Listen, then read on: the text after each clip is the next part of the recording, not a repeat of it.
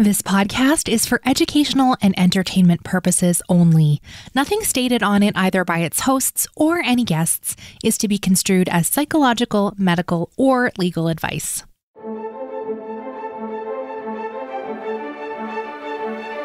You're listening to Adoptees On, the podcast where adoptees discuss the adoption experience. I'm Haley Radke. Today, we are so honored to introduce you to Harrison Mooney, author of the incredible new memoir, Invisible Boy, where he exposes the trauma of transracial adoption. Harrison shares with us why family preservation is so important to him and how he was able to reconnect with his biological mother after a lengthy time of silence between them. We talk about the complexities of being in a situation where it didn't feel safe to say the whole truth about adoption, and about how good it feels when you're finally able to speak freely. We wrap up with some recommended resources, and as always, links to everything we'll be talking about today are on the website adopteeson.com.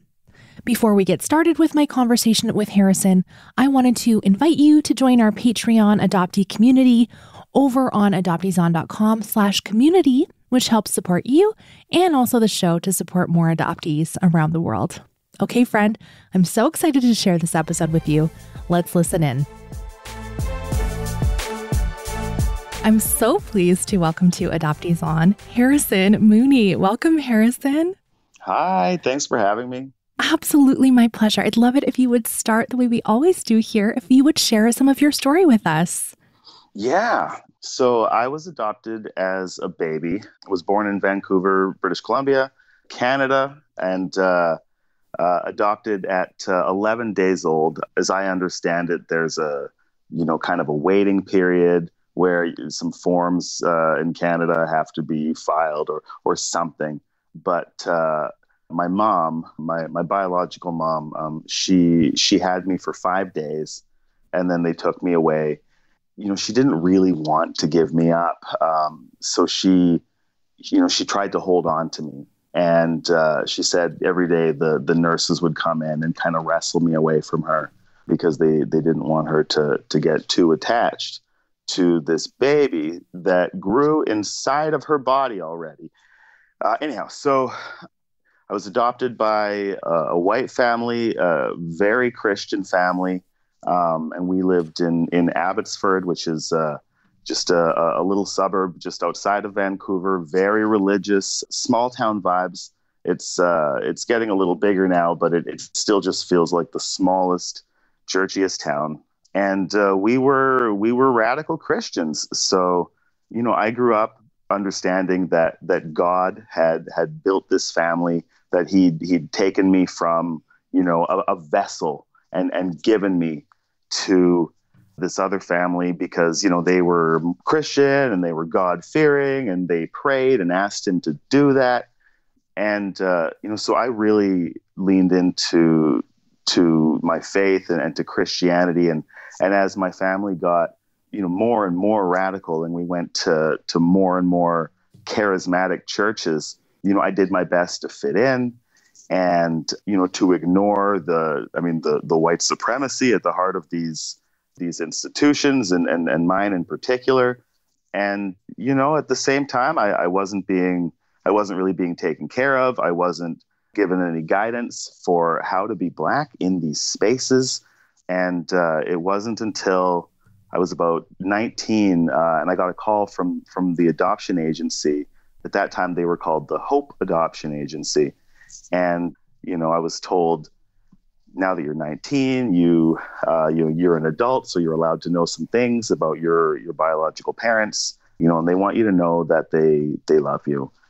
And, I didn't know what to do with that information, but, that kind of thing, it just rattles your foundation. It really just, it's like, okay, well, so somebody else is my mom, somebody else is my dad, and I guess I had always known that, but you don't have to engage with it until it's right on top of you.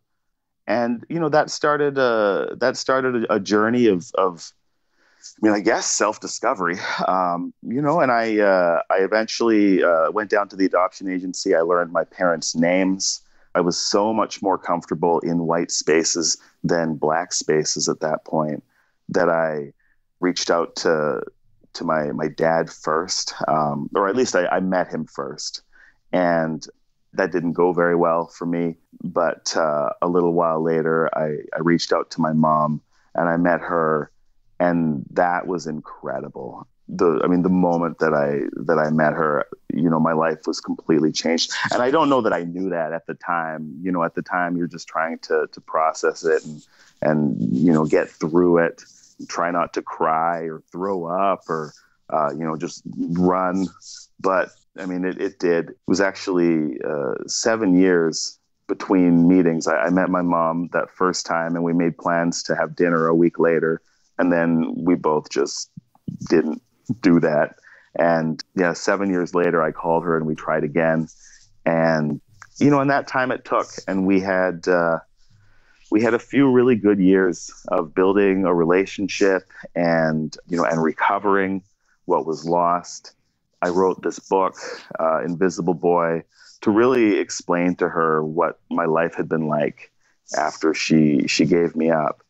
And she read the first draft, and we cried together, and we commiserated, and we shared stories that were just so similar.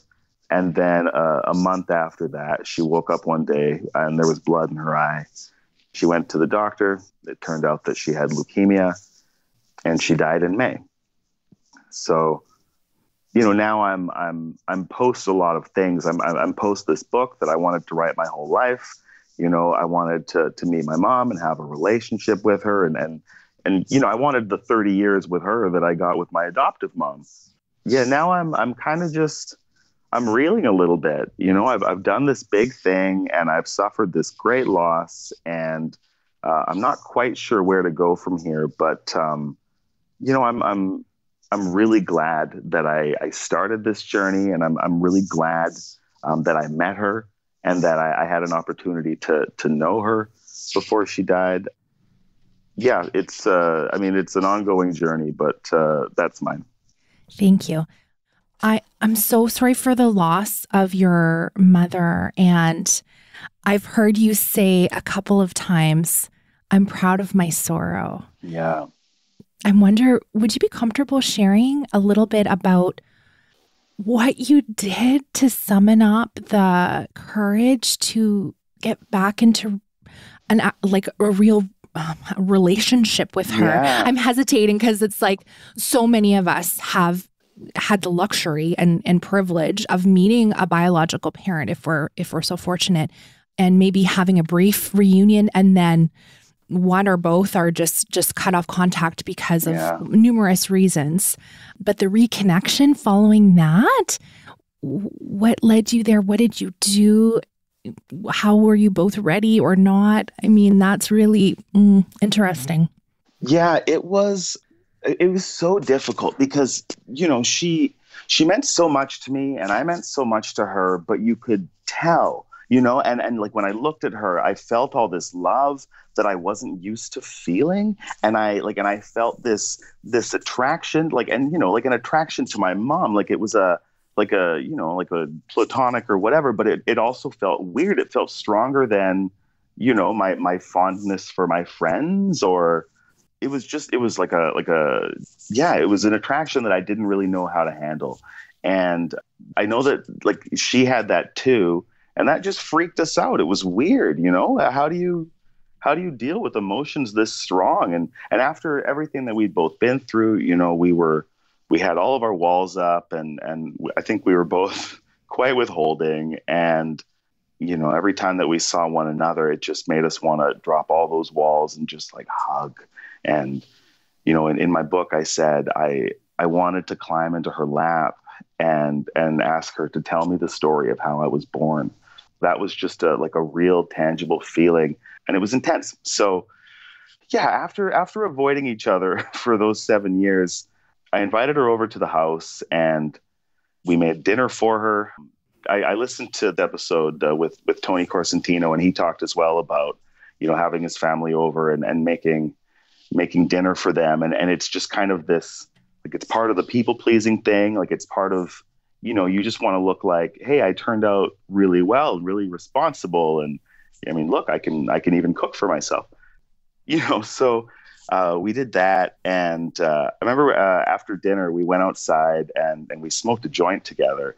And like, I thought it would put us at ease. And instead it made us so anxious, and we couldn't look at one another. And so we actually went back inside and we stood on either side of my wife and we talked to one another while looking at her, because we couldn't do that. But I said, while staring at my wife, to my mom, I said, I know that this is just so intense and awkward right now, but yeah, it won't feel that way in 30 years. This is the work, and it's the work we have to do to recover what was lost and to get where we want with one another. And every time I see you, it's going to be less awkward. And it was. We got to a point where we could chat, and she came over and we could look one another in the eyes. And the first day that she left, she said, I love you. And I said, thanks. And I've done that a few times in my life, but as our relationship went on, it just became clear, like, this is safe. You can say I love you too. And I did. And at that time, I was even struggling with my terms. I had my adoptive mom, who I was calling my mom, and I thought of as my mom. And then I had, my birth mother, this kind of formal distancing term that we have to just put some space between us and the woman who gave birth to us. But I didn't like it. I felt like I love her. She's my mom. I want to call her my mom. And it took a long time. I mean, it took the whole process of writing this book, and it took therapy and just a lot of thinking and feeling sad. But, one day I woke up and I thought of my mom, and I thought of my biological mom, and it felt like a lightning bolt, and I didn't know how to explain to other people, like, no, you don't understand. Like, I woke up today, and when I thought my mom, I pictured a different woman than I've pictured every other time for my whole entire life. I did it. And it was just so rewarding. And so, yeah, when I say I'm proud of my sorrow, it's because I just put in so much work. I went against all of my instincts for self-preservation and avoiding conflict and discomfort. I just leaned right into it because I want her back. I want her in my life, and I'm not going to let what happened to us keep us apart after we found one another. So she's gone now, but I knew her. I loved her. And when I think of my mom, I think of her. And I can't tell you how proud I am to mourn my mom when the first time I met her, I couldn't think of her as anything else than a birth mother I couldn't tell that I loved. Thank you for sharing that. The work, it goes unseen usually. And so to actually spell it out for folks who are likely along that path somewhere, I think is so valuable. And you alluded to, or you mentioned, these feelings of like self-preservation. And, we often talk about the traditional adoption narrative and trying to blow that up here in this adoptee only space. We've been working for a few years on it already, followed by, multiple decades of other adoptees who've done the work before us. And I'm curious how that's shifted for you now, having your work out in the world. And there's a scene in your memoir where you're sort of hijacked to come into this meeting with a bunch of white adoptive mothers and this intense pressure to be like, oh yeah, adoption was great. Like, I'm so glad a white family adopted me. And, answering those questions in the way they hope and expect is out of this place of self-preservation. Can you talk a little bit about maybe that moment, and then what would you say now versus like coming from a place of strength and not that fear of having to hold it together? Mm-hmm. Yeah, that moment in the book comes when I go down to the adoption agency, and I'm there to learn my parents' names. But I get there and there's a support group happening for, the white moms who adopted all these other versions of me. And, they're all sitting around and when I get in there, they kind of jump up and they're really excited to talk to me. And, it turns out that they knew I was coming. And so in their minds, I was kind of their special guest. And I realized then, I think often, as adoptees, we have this sense that we're really alone. We have our own language for what's going on, but we learn that in our house. And it's so hard to connect with other adoptees. And it's often hard to think of ourselves as part of a larger structure. This whole system that's scooped up so many of us and displaced so many of us and just left us confused and with this weird sense of loss that's invisible and mostly unexplainable, but we feel it and it just, handicaps us at every moment. It's so bizarre. So that was the moment where I started to realize that there were just so many other people caught up in this. And my experience of being raised by, these white parents who just had no idea what they were doing, that was quite universal. I think a lot of people had gone through that, but it made me mad. It was well, why are you all doing this? Why wouldn't you just even treat your adopted kids as people and be hey, I actually don't know how to handle your blackness. Do you know how to handle your blackness? And then when I say, no, I don't, because you never taught me, we go looking together for a way for me to claim my identity. I just feel that work could be done, but it's not. And I got so mad and I wanted to tell everybody, look, you guys aren't equipped to raise Black children. Every one of you is disqualified. But yeah, these were 12 versions of my mom who I was terrified of. So instead I said what you're supposed to say, which is, I'm grateful and, I had a great life and wow, I moved up a couple classes with this adoption. So look at me now. And actually, growing up around white people gave me a white voice, and that makes me really good on the phone, and that makes me very hireable in Vancouver. I'm proud of all my, I could say all kinds of things that people want to hear, but yeah, now I'm mad, and now I've written a book, and now I've done work that I know a lot of people haven't done, and I have some experience now in attempting to restore a relationship and in going back through your trauma and working on what to say to people.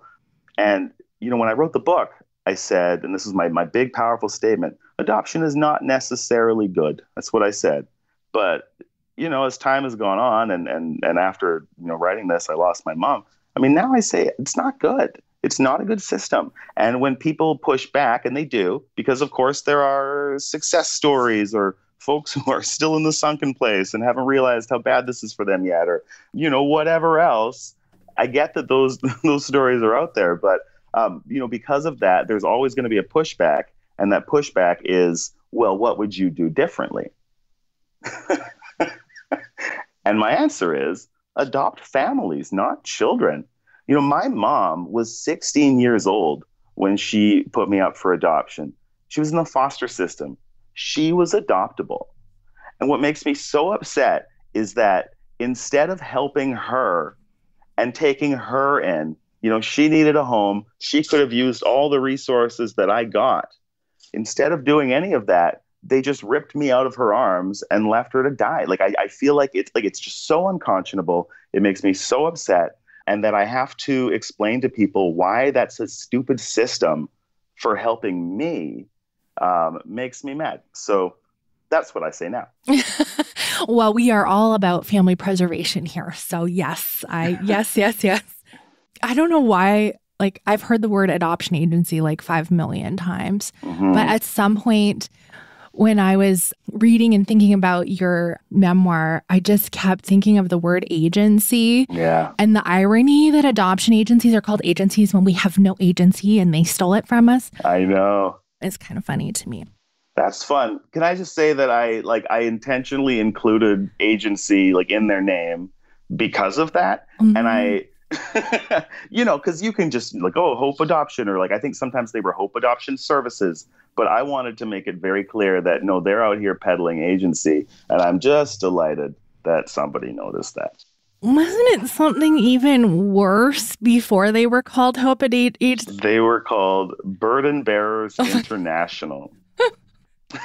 Well, we are a burden. So, yes. Okay. I'm going to go back to this idea of agency.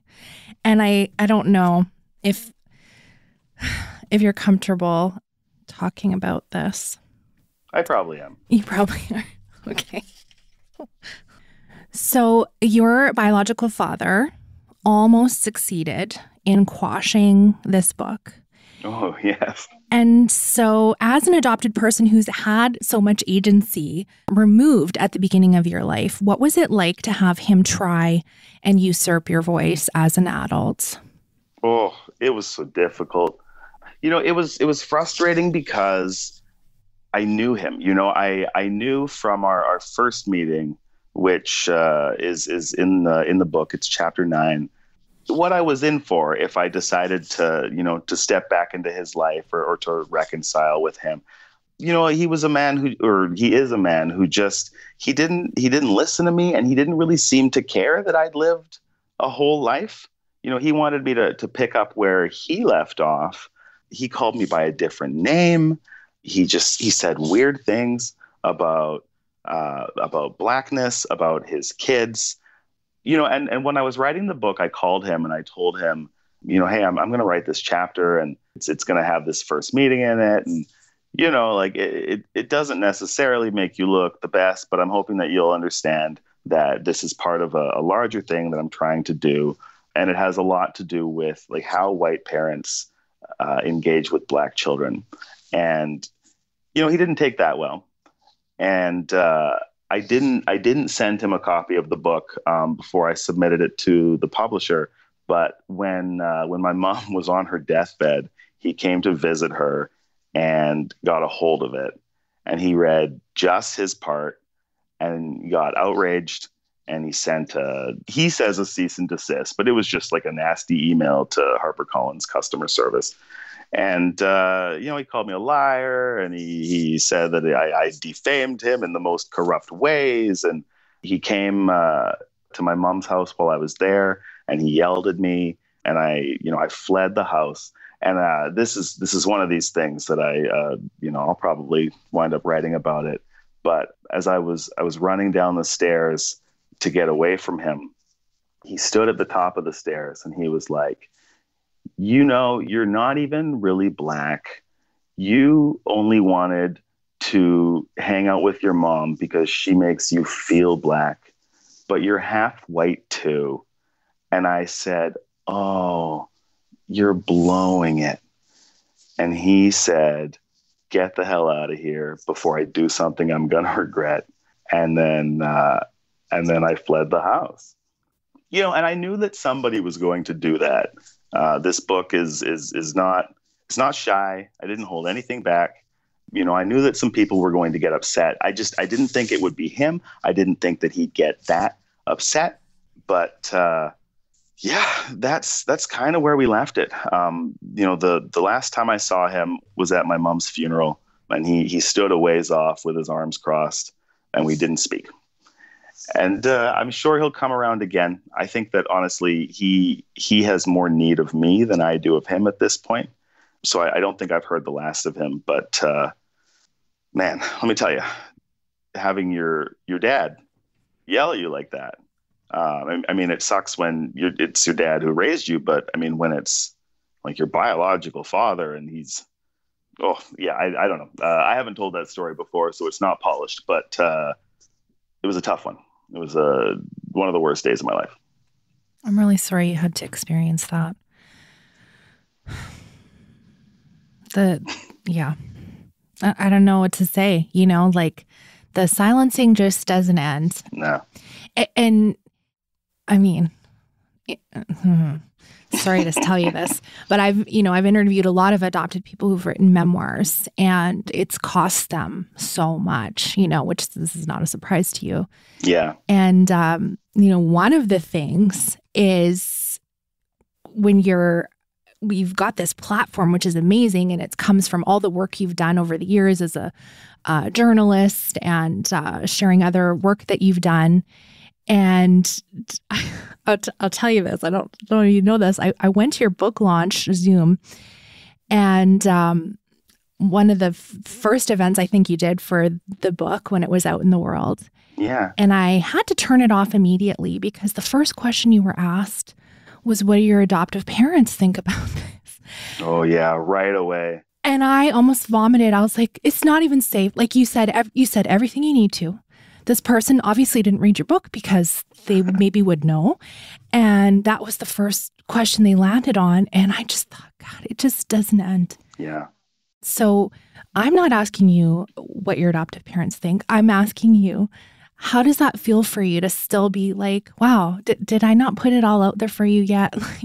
Yeah, that's a fun question because, as much as I've done this and I feel very brave and I feel like I push through all these fears, like I'm still really afraid of my parents, my adoptive parents, And when people ask, what do your parents think about this? I mean, it makes me tighten up. I'm like, oh, like I try not to think about what they may or may not think about this because there's so much else at play, right? They almost never looked at my other art. Like I was in a band, we released an album. I gave them a copy, like shrink wrapped. And a year later I came over and it was still shrink wrapped. And I've written some short stories for journals and I'd be like, oh, I have a short story in this journal. And they didn't read that. I was in a play. They didn't come to that. So I feel like there's a really good chance that they never read this book.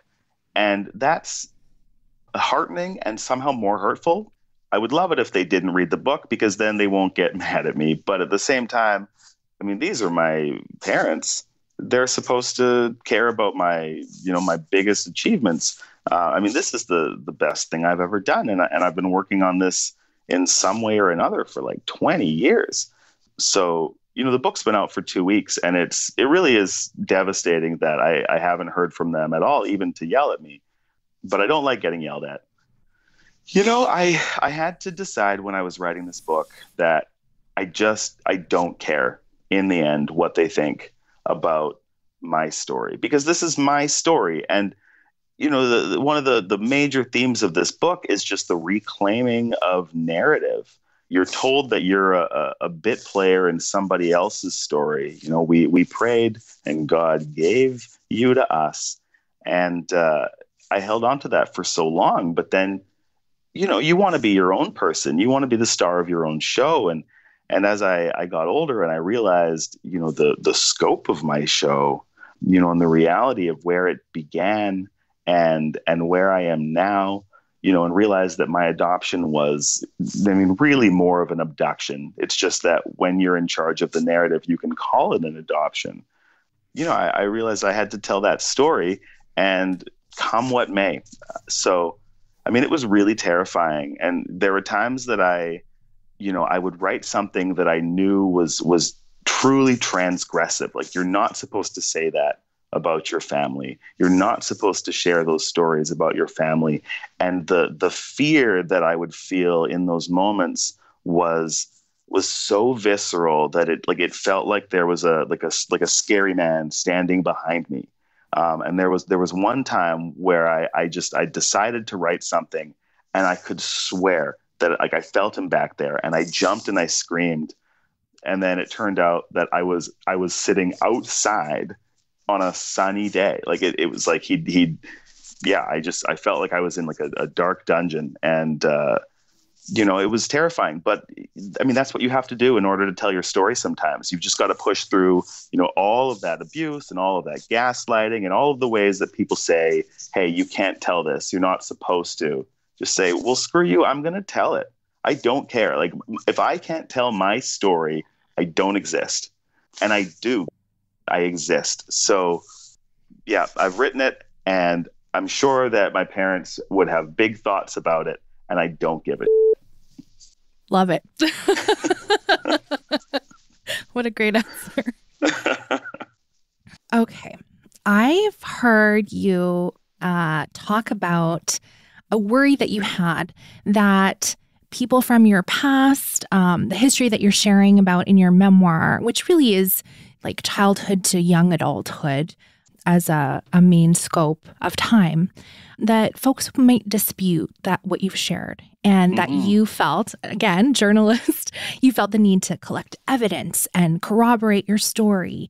And on the show here, we've talked a lot about so many of us are estranged from our adoptive parents, or they've died, and sometimes we're mourning the fact that they have been what we see as like the history keepers. You know, they still have the photos. They still have the family home movies when that was a thing. What are those? I know. I'm just a couple of years older than you, so I related to the time frame that you really shared about. But can you talk about how you got folks to corroborate your memories and how that felt? And you just mentioned the gaslighting after being told so many of those things didn't happen. And in your memoir, you recount multiple times where you would bring up an incident of racism that you experienced. And anyone you shared it with, they'd be like, oh, no, that's not racist. That's not racist. No, you're seeing things. Could you comment a little bit about that on the looking for corroboration, but also how we can gain back our memories or have corroboration from somewhere else if we don't have a connection with our adoptive families? Yeah. I think the first thing is, like, your memories are true, right? They're your memories. And even if you misremember something, like the way that you misremember it, that impacts who you are, that impacts how you walk and you talk and, what you're recovering from. So writing this book, I was very confident that what I remember happened, but also just like that my memories are like, they're factual. I'm not making anything up. I'm telling you what I recall. And if it turns out that there's something that's been, narrativized or something where I've misremembered it in some way, like that's also part of how memory works. So, these things get twisted, but we need to be able to stand up for what we remember. That said, if you write a book that insinuates that real living white people are racist, you're probably going to get sued. And I knew that. And so I looked for every single person that I wrote about. I'd call them, I'd email them, I'd tell them what I was doing. And, I had a little bit of a trick because they didn't they never understood my experience. And so even as I explained it, I knew that it was just washing over them. So I could tell them exactly what I was doing and they'd be like, oh yeah, that sounds good. But then I would ask them, like, what do you remember about this moment? What do you remember about this moment? And there were times that, our recollections aligned. And then there were times that they remembered it completely differently. And that was interesting too. I'd think, well, how come I don't remember saying that thing? And I think often with memory, our memories are also trying to protect us and, this kind of fragile version of us that exists. And so, there are times that we, will omit something from our memory because it makes us feel bad about ourselves. I did a workshop last night where we were working on memoir writing and storytelling. And I asked one of the students to tell a story. And she told the story about a time that like a neighbor girl drank some wine from her mom's liquor cabinet. And then what we did is we asked her a bunch of questions about it, because anytime that somebody tells a story, they've told you more about themselves than they realize. And I mean, you can always find the pressure points. And so I asked her eventually, did you have any wine? And she said, I don't remember. I was like, okay, well, see. Then I said, like, how much of a transgression would it have been for you to have wine? She was like, well, we were very Christian. And it would have been a big sin. Again, I understand that, whether she did or didn't, her memory is that she did not. And that's how we work to preserve ourselves. So I love talking to other people and hearing their kind of just Rashomon version of my story. I know that they didn't engage with me as a full human being in many cases. So yeah, they don't actually remember my reaction. They don't remember saying these things to me, and they don't want to think of themselves as a racist. So they're going to omit that stuff from their own memory. But some people are really cool. You call them and you'll say, oh, this is what happened. And they'll be like, oh, I did do that. I'm really sorry. And then we'll talk all about it. And I mean, I had to do that. When I reached out to Ashley, my ex-girlfriend from my teenage years, I was part of gaslighting her. I was on my family's side, and they hated her, and I didn't know how to serve two masters in that case. And like I really think that she suffered as a result. And so when I reached out to her, the first thing that I had to do was just say, hey, I've been doing a ton of reflection on my life. Turns out it was really messed up, and I figured that out after I left Abbotsford. But now that I know, like, oh my God, I'm so sorry.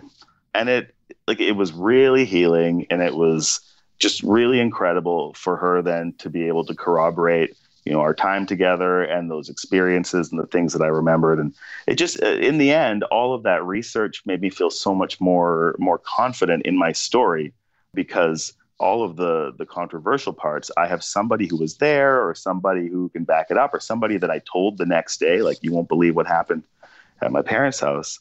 And then being able to do all of the other research to just find historical context and political context.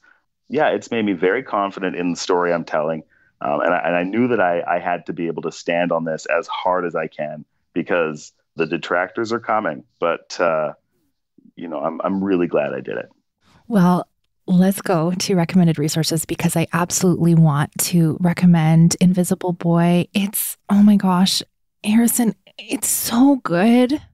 I mean, I hope I think it's good, but like, it's in, I don't want to hurt anybody's feelings. It's in my top 3 adoptee memoirs all time. I'm not just saying that because you're just here, but. Oh, you're gonna make me cry. So I'm a white woman, same race adoption. So I'm, actively unpacking racism. And of course, I still carry that with me. So I don't identify with those parts of the book. But as an adopted person, I identify with so much of what you shared. And then as quirky coincidence that we have in common, I was raised in a very conservative Mennonite town in northern Alberta called Lacrete. Isn't that suspicious? And no, my adoptive parents were Mennonite, but it just happened that we lived there. But some of your references as a 90s kids, evangelical culture, working in a Christian bookstore, I was like, oh, I remember those songs. And so you triggered lots of memories for me, some in a good way, some in a not good way. And you're so funny. I mean, God, there's so many funny moments, which is really strange when you're reading some really hard things. So I just, unreservedly recommend your book. I hope everyone picks it up. And the amazing thing, I love voices because I'm a podcaster. It's super important to me. I listened to a lot of it on Audible, and it's cool. so lovely that you read it. How was that? Like, I loved it. Did you? Just loved it. Yeah, it was the most fun thing I've ever done. I want to read the audiobook for every book I write. I want to be like a freelance audiobook guy. I would do other people's books. It's so fun. And it took a little bit for me to get into it. Like I think when I started, I was nervous, and you're working on your cadence, and there was a lot of lip smacking, and they told me to eat an apple. They were like, eat an apple, and that will get rid of the lip smacking. And it was a bad apple. Obviously, it wasn't a lip smackingly good apple, because that would have increased the lip smacking. So I did that, but then eventually I got into it, and I had so much fun. There's a moment towards the end where I break down. I'm reading my own book that I had not read. I wrote this, in the middle of a mental health crisis. And then I tried not to look at large parts of it. It was like, I don't want to engage with that. When I get it back from the editor, if there were no marks on, certain pages, like I'm not even going to go back. Like those pages are done then. So the haircut scene, I wrote it and I did not read it again. The ending, I wrote like one time, never looked at it again. But then reading the audiobook, I had to engage with this stuff, and now I was on like antidepressants now and kind of getting a hold of myself. And so looking at this book and kind of seeing like the dark place that I went to, and, how vulnerable and just kind of naked I was writing this book. Yeah, it really rattled me. And so when I got to, there's a part towards the end where I speak in tongues or try to. And like I felt the tears coming on and my voice crack. It was like, oh no. But yeah, they didn't make me record it again. So I assume that that you can also hear me, breaking down as I read my own audiobook. It's so powerful. I love hearing your voice say your own words. I'll just show you, no one else can see, but look on my book darts. Whoa, yes. Look at that. Yep. So it's funny when you're listening to the audiobook and I'm like, oh my gosh, I got to mark that. And I didn't even open this while we were talking today, but I was like, oh, I got to go mark that. So I would like quickly flip to that section I thought I was in so I could put the book dart there. So there we go. You got to get Invisible Boy, everyone. And what do you want to recommend to us, Harrison? I want to recommend my friend Jenny Hay-June Wills' incredible memoir, Older Sister, Not Necessarily Related. And I know that you guys probably have talked about it before. I mean, it's like a big award-winning book. But man, what a book. And I just met her recently, and we had just an incredible conversation about our own adoptions, and we did a panel called Transracial Adoption. Is it any good? With me, Jenny, and the Vancouver writer Wade Compton. And the thing that I just loved about Jenny was, she's gone ahead of me in this space. She's answered all these questions before, and so there were times that I asked her the questions that where I was starting to get, and she would just smack me back with the strongest answer. She's so strong. I've met a lot of adoptees, and I feel like most of us are people pleasers. We're willing to contort into whatever shape, and that's how you fit in a space. But Jenny is, in her own words, a brat. And just from the moment she was born, seems like you could not tell Jenny what to do. And her book is just, it was the first adoption memoir that I read where I was like, yeah, I want to be strong like this. Yes. I love your description of her. I've been in spaces where she's the one to just like instantly be like, oh, nope, no, we're not doing that. And she is like, oh my gosh, one of my favorite people. Yes, she's been on the show. She was on episode 133 and 218. We did a book club with her. Cool. Maybe we'll get to do a book club with you. Oh, I'd love to. Okay, lovely. Next year, 2023. I'm saying yes to all book club invites until it seems like it's not fun for me anymore. So like, okay. Yeah. Hopefully you have a good experience for all the book clubs. No, it's amazing reading. We have a book club for Patreon supporters of Adoptees On, and every month we read another adoptee authored book, and then we're discussing it with adoptees, which is such a powerful experience. So I'm so thankful for your work on your memoir. I can imagine it feels like you're standing naked in a field and we're all getting to see all the hard parts. But your bravery will help others be able to share their experiences as well. So thank you. Where can we connect with you online and follow your work and see what else you have going on? So I don't have a website yet because I still haven't gotten any money. But as I understand it, the money's coming. You don't get rich writing a book? What? No. I'm on Twitter at Harrison Mooney. I'm fairly active on Twitter. Some days I tweet a lot. Other days I just lurk and retweet. But if I do anything interesting, I'm going to tweet about it. And I'm on Instagram at Pictures of Harrison. I'm in the process of turning this account from an account that was just for me into one for, more of like a professional account. So, right now there are a lot of pictures of my kids, and there will probably be fewer of those as we go. But who knows? They're very cute, and they're really all I just want to post pictures of them all day. Maybe I'll be allowed to. I don't know. I know. Once your kids are old enough, I'm always asking them, like, am I allowed to post this or this? And so, yes, it changes over time, doesn't it? Yeah, I've been asking them too, but they're 4 and 2, and like they say yes, and it feels like, yeah, but they don't actually understand the privacy considerations. Like maybe this isn't actually ethical for me to be like, hey, 2-year-old, can I post you on the internet? But we're all working out the ethics of the digital era at the same time on the fly. Indeed. Thank you so much, Harrison. It's just been an honor to talk with you today. Oh, thank you so much for having me. This was just an absolute delight.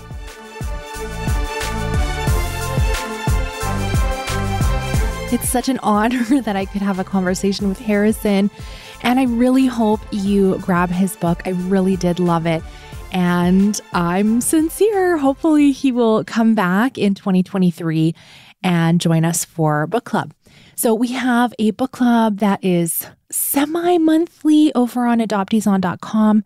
A lot of our readers were like, once a month is too much. So this month we are reading Surviving the White Gaze by Rebecca Carroll, and she is joining us. If you're listening to this when this episode has gone live, she is joining us on Monday, October 24th for a live Zoom call with Patreon supporters of the podcast to discuss Surviving the White Gaze with our one of my co-hosts, Sullivan Summer, and we're really, really excited about that conversation.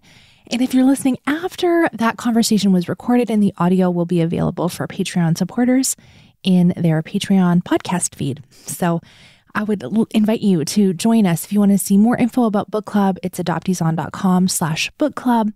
And we have read so many fantastic books. So definitely check out the list on the website. The other thing I'd recommend is ask for your local public library to buy these books and have them available.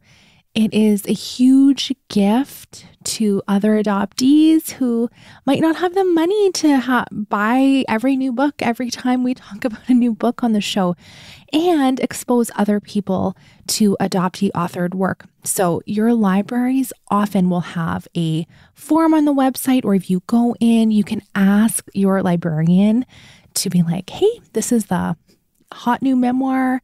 You guys should carry it. And I know, especially libraries across Canada, will be stocking Invisible Boy, so you should be able to request it from your library. Okay, thank you so much for listening and reading with me. And thank you so much to my Patreon supporters. You make this show possible. So thank you, thank you, thank you. And let's talk again next Friday.